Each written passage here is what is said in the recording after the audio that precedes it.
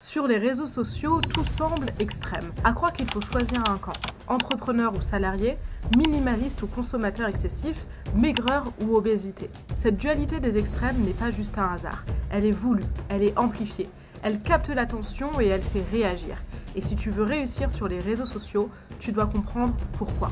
Dans cette série de vidéos, je te partage un petit peu les tendances et les actualités des réseaux sociaux. Ça va te permettre de mieux comprendre ce qui se passe sur les réseaux et surtout si toi aussi tu veux te lancer, devenir créatrice de contenu ou alors développer un business grâce au pouvoir des réseaux sociaux, ça va te permettre de comprendre ce que tu peux mettre et quel type de contenu tu vas pouvoir créer pour réussir à développer une communauté sur les réseaux à ton tour.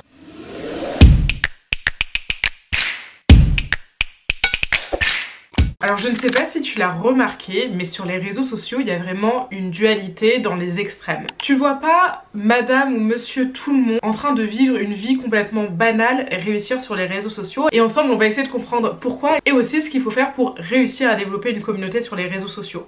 T'as peut-être remarqué que les gens qui devenaient virales, les gens qui avaient beaucoup d'abonnés, t'étais ou à fond derrière eux ou tu les aimais pas trop. Il y a des sujets qui reviennent particulièrement et dans lesquels on peut facilement voir ces extrêmes prendre le dessus. Le premier sujet que personnellement je vois beaucoup parce que je regarde beaucoup un contenu business, c'est la rivalité entre le salarié et l'entrepreneur. On oublie peut-être un petit peu trop vite que chacun est différent et surtout qu'il faut de tout pour faire un monde. Sur les réseaux sociaux où tu es salarié et tu détestes les entrepreneurs parce qu'ils refusent de se conformer au code de la société, parce qu'ils nous partagent un idéal de vie qui n'est pas atteignable pour beaucoup, parce qu'ils sont chanceux d'avoir pu se lancer. Et si tu es entrepreneur, tu détestes les salariés parce que c'est des personnes qui n'ont rien compris, qui sont enfermées dans une matrice et qui sont contrôlées par le gouvernement. Et évidemment, si tu es salarié, tu vas glamouriser ce style de vie. D'ailleurs, il y a un jeune homme auquel je pense qui a fait complètement le buzz et fait des vidéos qui font des millions de vues parce qu'il glamourise, il romantise sa vie de salarié mais à l'extrême. Et pareil du côté des entrepreneurs, on est tous millionnaires à Dubaï sur des yachts de luxe. Salarié ou entrepreneur, tu dois faire un choix et si tu fais ton choix, tu dois détester l'autre catégorie. Il n'y a pas de milieu possible, la neutralité n'existe pas. Maintenant que ta profession est poussée à l'extrême, parlons de ton corps. Sur les réseaux sociaux, tu vas ou suivre un régime draconien pour être la plus fine possible, pour devenir that girl. Tu vas avoir des restrictions énormes dans les catégories d'aliments que tu manges. Tu vas faire du sport tous les jours. Tu vas faire tes 10 000 pas par jour pour entretenir le physique de tes rêves. Ou à l'opposé, tu vas manger hyper gras. Tu vas participer à cette culture des mukbangs où tu vas te filmer en train d'avaler des quantités énormes de nourriture juste pour faire parler, juste pour faire des vues et pour mettre ton corps en danger. Une alimentation normale, ça n'existe pas sur les réseaux sociaux. Bien se nourrir et manger un burger de temps en temps, c'est bien trop banal et c'est pas du tout mis en avant. On a parlé de ton métier, on a parlé de ton corps, maintenant on va parler de tes habitudes de consommation. Pareil, pas de juste milieu. Ou t'es dans la surconsommation. Tu veux acheter tous les nouveaux produits qui sortent. Tu as ton frigo bien organisé avec des jolis bacs transparents dans lesquels tu peux placer tes fruits et tes légumes. Ou alors, à l'opposé, tu es minimaliste. Tu ne veux pas surconsommer, tu achètes une fois par an un t-shirt, tu consommes le strict minimum pour pouvoir aider la société à mieux se porter. Tu l'auras compris, en fait, sur les réseaux sociaux, la neutralité ne semble pas exister et pourtant, je pense que la plupart d'entre nous, on vit une vie assez neutre.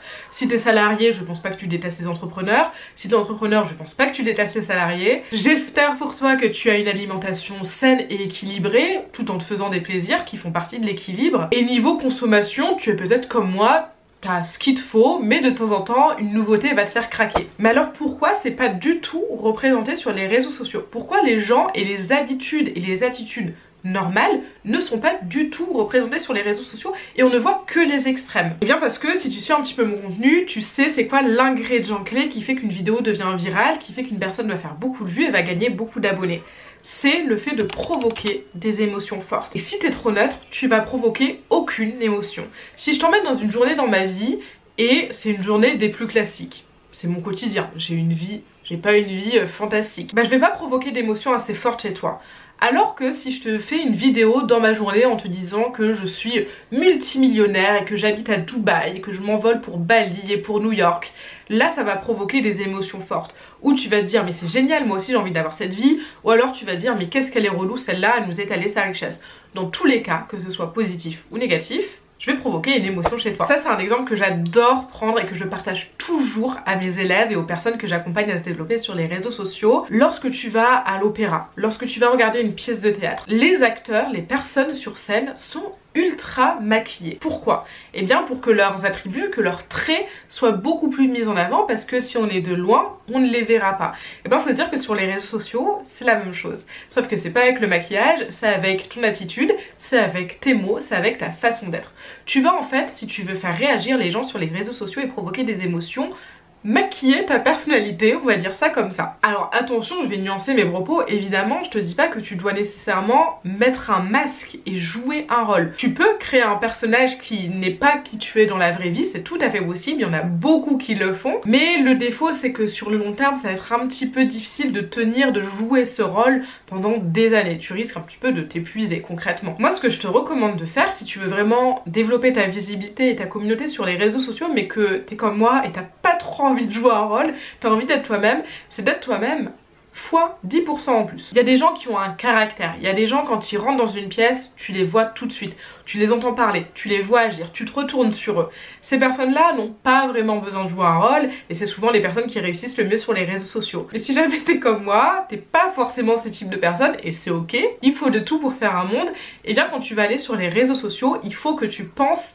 à cette polarité, ces extrêmes sur les réseaux sociaux et que tu te dises que tu vas amplifier ce que tu penses, tu vas amplifier ce que tu dis. Une fois que tu as compris comment ça marchait, tu as deux choix. C'est où tu refuses de jouer le jeu, j'ai envie de dire, et dans ce cas-là, ça va être beaucoup plus complexe, je ne dis pas impossible, mais beaucoup plus complexe d'atteindre tes objectifs, de faire des vues, de développer ta communauté, que les gens te voient. Tout simplement parce que tu vas te fondre dans la masse. Ou deuxième option, tu comprends comment ça marche et tu le mets en place à ta sauce, évidemment et comme toujours, et tu arrives du coup à développer ta visibilité et ta communauté parce que a contrario, tu vas sortir du lot. On va te remarquer. Quand je vais être en train de scroller dans mon lit le soir après une longue journée de travail, je vais m'arrêter sur toi et sur ton contenu parce que tu vas provoquer chez moi une émotion forte. Les émotions, comme je te l'ai dit dans plusieurs vidéos je pense, elles sont ou positives ou négatives. Ça c'est à toi de choisir. Certaines personnes sur les réseaux sociaux ont choisi les émotions négatives, c'est beaucoup plus facile, on va pas se mentir, et c'est pour ça que beaucoup jouent dessus, beaucoup aiment bien énerver les autres parce que c'est plus facile d'énerver quelqu'un que de l'inspirer, que de l'encourager, que de l'éduquer. Et souvent on se dit mais pourquoi ce type de personnes elles ont autant d'abonnés? Pourquoi est-ce qu'elles font autant de vues? Pourquoi est-ce qu'on les voit autant sur les réseaux sociaux? Eh bien parce qu'ils provoquent des émotions fortes, négatives certes, mais du coup on va avoir envie de commenter, on va potentiellement partager, on va être énervé contre cette personne et on va lui donner au final beaucoup d'importance, beaucoup d'intérêt et beaucoup de son temps. Mais encore une fois, évidemment, t'es pas obligé de jouer sur les émotions négatives, même si c'est la solution de simplicité, nous on est là pour réussir sur le long terme. Mais peut-être que tu te dis oui, je vais jouer sur les émotions négatives pour avoir des vues, pour avoir des abonnés et après je vais changer.